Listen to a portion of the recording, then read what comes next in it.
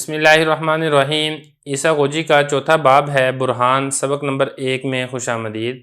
آج کے سبق کے اندر ہم قیاس بدیہی کی 6 قسموں کے بارے میں پڑھیں گے۔ دیکھیں، ہم نے اس سے پہلے مقدمات کے بارے میں پڑھ لیا ہے۔ صغریٰ ہوتا ہے، پھر کبریٰ ہوتا ہے، حد اوسط ہوتی ہے، حد اوسط کو گراتے ہیں، صغریٰ کبریٰ کی مدد سے ہم ایک نتیجہ نکالتے ہیں جس کو نتیجہ قیاس کہا جاتا ہے۔ یہاں پہ کچھ چیزیں ہیں جن کو سمجھنا بڑا ضروری ہے۔ جس کلام کو سننے کے بعد یقین پیدا ہو جائے اور کوئی شک باقی نہ رہے، ایسا کلام یقینی کہلاتا ہے، اور جس کلام کو سننے کے بعد شک و شبہ باقی رہے، ایسا کلام یہ ظنی کہلاتا ہے۔ اب قیاس میں اگر آپ غور کریں گے تو قیاس مقدمات سے مل کر بنتا ہے۔ اس میں صغریٰ ہوتا ہے، اس میں کبریٰ ہوتا ہے، تو پھر آگے قیاس کی 2 قسمیں وہ بھی آپ پڑھ چکے ہیں، قیاس استثنائی ہے اور دوسرا قیاس کی دوسری قسم ہے۔ یہ ساری تفصیل گزر چکی ہے۔ خلاصہ یہ کہ قیاس چونکہ مقدمات سے مل کر بنتا ہے، اگر قیاس کے دونوں مقدمے یعنی صغریٰ اور کبریٰ وہ یقینی ہوں گے تو جو ہمیں نتیجہ حاصل ہوگا وہ نتیجہ بھی ہمیں یقینی ہی ہوگا، اور ایسا قیاس یہ یقینی کہلاتا ہے۔ یہ پہلی قسم ہے قیاس کی۔ مطلب اس میں کیا ہوگا کہ صغریٰ اور کبریٰ یہ دونوں یقینی ہیں، اور اس سے جو حاصل شدہ نتیجہ ہے یہ بھی یقینی ہے۔ اور اسی طرح وہ قیاس جس کا صغریٰ اور کبریٰ دونوں ظنی ہوں، یا دونوں میں سے کوئی ایک ظنی ہو، تو جو نتیجہ ہمیں حاصل ہوگا وہ نتیجہ بھی ہمیں ظنی حاصل ہوگا۔ تو اس قسم کا جو قیاس ہوتا ہے یہ قیاس نظری کہلاتا ہے۔ یعنی اس میں کیا ہوتا ہے کہ یا اس میں صغریٰ ظنی ہوگا یا اس میں کبریٰ ظنی ہوگا، یا دونوں ہی ظنی ہوں گے تو حاصل شدہ نتیجہ بھی ہمیں ظنی حاصل ہوگا۔ اس قسم کے قیاس کو قیاس ظنی کہا جاتا ہے۔ اب اس کے بعد اب آگے یہ سمجھیں کہ قیاس یقینی کی 2 قسمیں ہیں۔ دیکھیں، یقین جو ہمیں حاصل ہوگا یہ 2 طریقوں سے ہمیں حاصل ہوگا۔ ایک تو یہ ہے کہ بغیر کسی دلیل کے کلام کو صحیح تسلیم کر لیا جائے اور کوئی شک باقی نہ رہے، تو یہ یقین بدیہی کہلاتا ہے۔ دوسری صورت یہ ہے کہ دوسرے دلائل سے کسی کلام کا یقینی ہونا معلوم ہو جائے، مثال کے طور پہ قرآن ہے یا سنت متواتر ہے وغیرہ ذالکہ۔ اس قسم کا جو یقین ہے یہ یقین نظری کہلاتا ہے۔ تو یہ یقین کی 2 قسمیں ہیں، ایک ہے بدیہی اور دوسرا ہے نظری۔ دونوں کی تعریف میں آپ کو بتا چکا ہوں۔ اب آپ نے یہاں پر یہ سمجھنا ہے کہ جو بدیہی یقین ہے اس کی کل 6 قسمیں ہیں، جن کی وجہ سے ہمیں بغیر کسی دلیل کے ہی کسی بات کا یقینی ہونا یہ معلوم ہو جاتا ہے۔ وہ 6 قسمیں کون سی ہیں؟ ان میں سے ایک اولیات ہیں، دوسرا فطریات ہیں، تیسرا مشاہدہ ہے، چوتھا تجربہ ہے، 5واں متواتر ہے، اور چھٹا یہ حدث ہے۔ اب ان 6 کے بارے میں بھی آپ ایک ایک کر کے ذرا سمجھ لیں تاکہ بات سمجھنی آسان ہو جائے، پھر اس کے بعد ہم انشاءاللہ کتاب کی عبارت کو حل کریں گے۔ دیکھیں، سب سے پہلے بات کر لیتے ہیں اولیات کی۔ اولیات یہ ایسا قضیہ ہوتا ہے جس کو سنتے ساتھ ہی تسلیم کر لیا جائے، ہر عقل مند سمجھدار اس کو صحیح تسلیم کرے، بچے بھی اس کو مان لیں۔ مثال کے طور پہ جو 1 یہ 2 کا نصف ہے، اب یہ سنتے ساتھ ہی پتہ چل جائے گا، یا ہم کہیں کہ 5 یہ 10 کا نصف ہے۔ تو اس قسم کا جو قضیہ ہوتا ہے اس کو اولیات یہ کہا جاتا ہے۔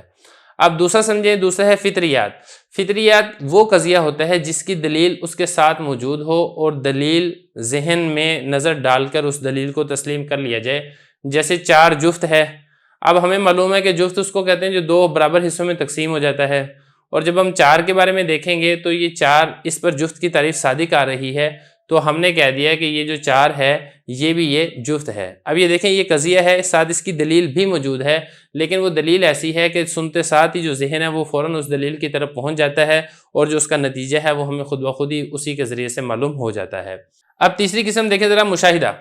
مشاہدہ کہتے ہیں کہ جس بات کا آپ کو دیکھ کر یقین پیدا ہو جائے، یا اسی طریقے سے سن کر یقین پیدا ہو جائے، یا چکھ کر یقین پیدا ہو جائے، یا چھو کر یقین پیدا ہو جائے، اس قسم کا جو یقین ہوتا ہے اس یقین کو کہا جاتا ہے مشاہدہ۔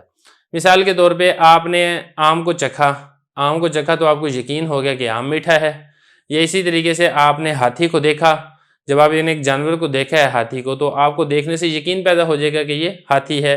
یا اسی طریقے سے آپ نے کوئی کلام سنا ہے، کہ قرآن مجید کی آپ نے تلاوت سنی ہے، تو سن کر آپ کو یقین ہو جائے گا کہ یہ قرآن مجید کی تلاوت ہے۔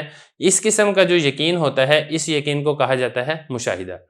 اب چوتھے نمبر پر آپ یہ سمجھیں کہ چوتھا ہے تجربہ، یعنی کسی بات کے بارے میں متقدمین نے مشاہدہ کیا ہو اور بار بار مشاہدہ کرنے کے بعد اسے ایک اصول بنا کر پیش کر دیا ہو، اور جو بعد والے لوگ ہیں اسے اس اصول کو بغیر مشاہدہ کیے ہی تسلیم کر لیں، تو اس قسم کا جو قیاس ہوتا ہے اس کو کہا جاتا ہے تجربہ۔